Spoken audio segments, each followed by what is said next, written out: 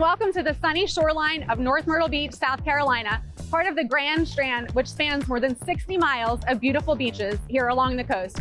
I'm Rose Hughes, your host of The American Dream, and today I'm excited to share a part of the town I call home with you. From the beach, we'll make our way up to Main Street, where I'm meeting a coworker for some sushi at my favorite Asian-style restaurant, Odori. From there, we'll be visiting the newest entertainment and live music venue in the area, the Greg Rowles Legacy Theatre. We'll get a backstage tour, have an exclusive interview with Greg himself, and find out how this longtime performer here on the Grand Strand made his vision of this theater come to life. I'm ready if you are. Let's go. I'm here outside of Odori, an Asian-inspired Japanese steakhouse located right off of Main Street in North Myrtle Beach. It's one of my favorite places to eat here. Odori's been open for about 3 years, and they opened during COVID, so they had to change their game plan a little bit. They initially sought out to be a traditional Japanese steakhouse where everybody sits together at the table and the chef cooks in front of you, but they were anxious with how the public was going to receive that with everything going on at the time. So they changed to more dine-in seating with kind of an open concept kitchen where you can still watch the chef prepare your food. I'm excited to try out a new sushi roll today. I think Michael's already inside, so let's go put our order in.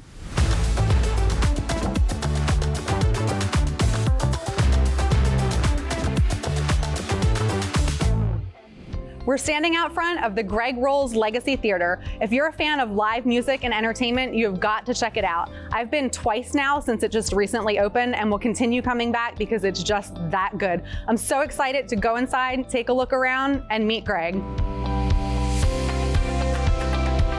So I'm here with Greg Rowles, and I'm so excited. He just found out today that this theater that just started. Yeah, Greg Rowles Legacy Theatre. 2 months ago, won WNBF Best Show on the Grand Strand. Yeah. 2 months after Is that crazy or being what? open.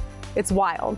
And I will just tell you, I've seen the show twice already. It's phenomenal, so I'm not surprised. I want the people to know how you got started. By the time I was 13, I played my first professional job for the Jerry Lewis televised portion in DC. The bug got me early on to entertain because I watched my dad and mom. So I did that all the way through, middle school, high school, college. Brandy and I, who you know so well, she and I were boyfriend, girlfriend. We moved to Nashville, Tennessee. I had auditioned at a place called the Kennedy Center in Washington, DC for Opryland USA. This was a show park in Nashville. Out of 700 people, they hired me that day to come down and be the baritone singer in this show. And I impersonated Billy Ray Cyrus, Jim Reeves, Johnny Cash, George Strait, Joe Diffie. I impersonated these folks on stage. I did that 5 times a day, 6 days a week. It was a crash course in musical theater. And I did that for 3 years, and that's when Ed McMahon came around, and I auditioned for Star Search.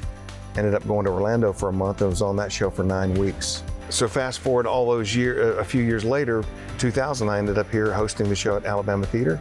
That lasted for 22 seasons. I decided to step down during the pandemic. I was part of the Great Resign.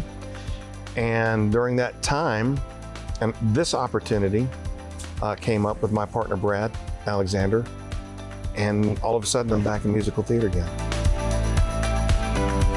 So there are special guest artist concert series. Yeah, we wanted to bring in other acts, and obviously because we're only 800 seats, and some of the other theaters, Opry, Alabama, they're 2,000 seats, so they can bring in different acts. So we are bringing in guest artist concert series, and I was so excited that Lone Star agreed to be our inaugural act because I was a former member of that band. But we've got Carl Michaels doing a small residency here this year. We've got some gospel acts already coming in for next year. Comedians, Dusty Slay, who's a friend of mine as well, who just had his Netflix special. He'll be here in August.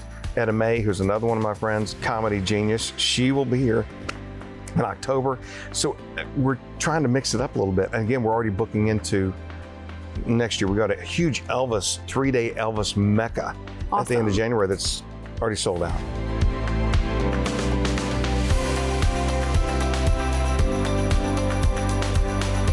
It's been my pleasure showing you some of what makes North Myrtle Beach so special today. From lunch at Odori to chatting with Greg and getting an exclusive backstage tour at the Greg Rowles Legacy Theatre, this is The American Dream, Selling Myrtle Beach, and I'm your host, Rose Hughes. I can't wait to share more next time.